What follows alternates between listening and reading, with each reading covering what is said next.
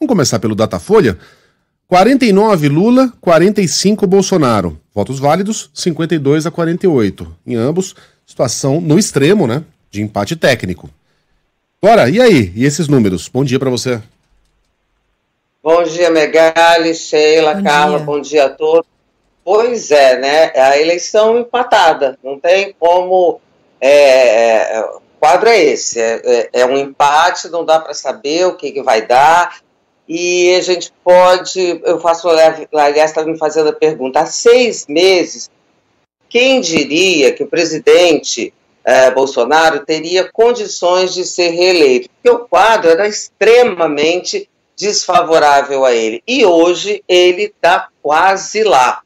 A gente tem várias hipóteses aí, eu acho que contou uma arrogância do PT, uma resistência de fazer o enfrentamento real daqueles problemas que o partido teve de corrupção, de recessão nos governos do PT, não fez esse enfrentamento, não fez esse diálogo claro, sincero com a sociedade.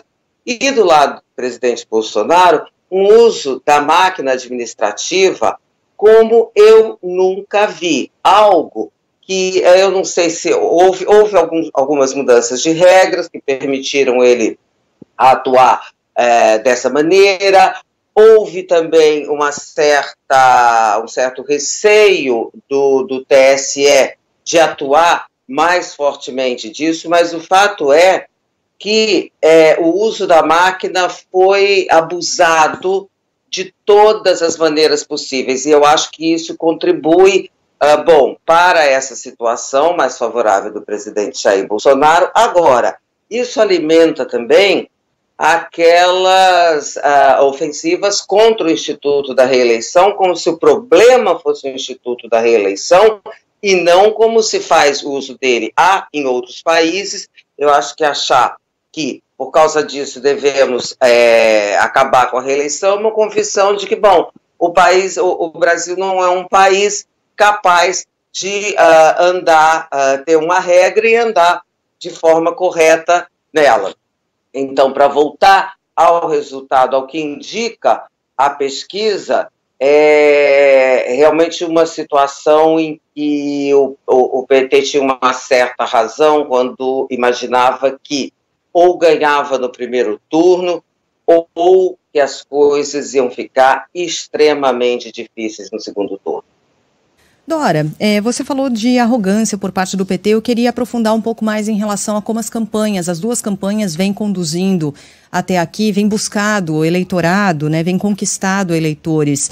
Que erros há na condução de campanha do PT e que acertos há, se é que a gente pode falar desses acertos, na condução de campanha de Jair Bolsonaro? E mais, há um peso de apoios que vêm sendo recebidos por Jair Bolsonaro? Ontem, por exemplo, recebeu apoio da Confederação Nacional dos Municípios, de muitos prefeitos que anunciaram esse apoio à reeleição de Jair Bolsonaro. Isso também conta?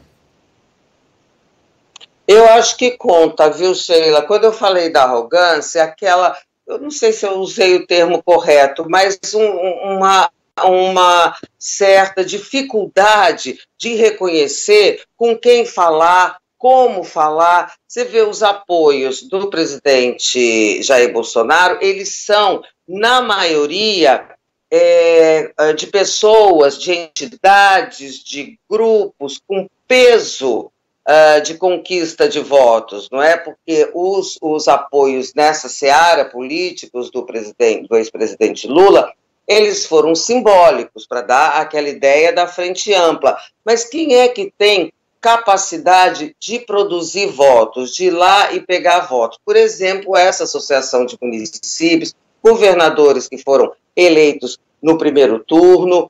Então, o presidente Jair Bolsonaro foi muito mais por esse campo. E, como eu já disse, o PT jogou muito no recall do Lula, não percebeu ou não quis perceber que o Brasil era outro e que precisava fazer voltar um pouco ao passado para, digamos assim, limpar esse terreno e se referir ao futuro. Então, o ex-presidente Lula ficou naquele confiante, muito confiante no recall, e muito confiante só na rejeição do presidente Jair Bolsonaro, sem levar em conta a capacidade de... Aí capacidade não é um bom termo, mas essa maneira, a maneira como o presidente Jair Bolsonaro usaria de todos os instrumentos da máquina pública para tentar se reeleger. E se deixou, acho, pautar muito pelo Bolsonaro, né? Por exemplo, vamos pegar essa questão da religião que veio ao centro do debate político. Ora, meu Deus do céu, é um debate que tem nada a ver com as questões objetivas, concretas da vida da população. No entanto, isso fica permeando o debate porque interessa ao presidente Jair Bolsonaro, porque em vez de se discutir o que foi o governo dele, todos os desastres que aconteceram, fica se discutindo quem que tem mais evangélico, quem que tem menos evangélico, como é que é uma pauta que morre no dia seguinte da eleição. Não tem a menor importância. Aí, o PT tenta, nessa seara, por exemplo, agora para citar o caso mais recente, fazer uma carta aos evangélicos que é absolutamente inútil do ponto de vista da conquista dos votos, porque é tardia, inclusive. Se faz muito paralelo com a carta aos brasileiros,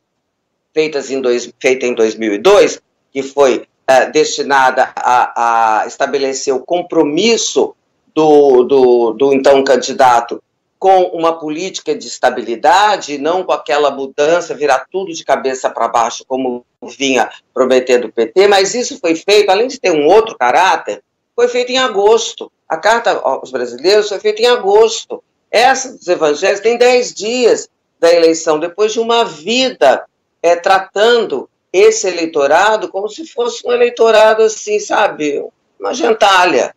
Então, não adianta, não cola. Um pouco parecido com essa tentativa do presidente Jair Bolsonaro de correr atrás do Nordeste. Não cola. O Nordeste, hoje, salvo aí algumas mexidas por causa dessas medidas eleitoreiras, o Nordeste é do Lula, né? Então, essa pauta, essa eleição, acho que teve erros e teve acertos de ambos os lados, mas eu acho que o principal erro, o principal prejuízo para o país foi a coisa ter sido tocada nessa toada de torcida. Vamos lá, vamos garantir, vamos jogar um contra o outro, vamos estabelecer esse clima, que nesse clima, um dos dois, nessa guerra de rejeições, um dos dois se dá bem. E eu acho que o eleitor acaba por se dar mal.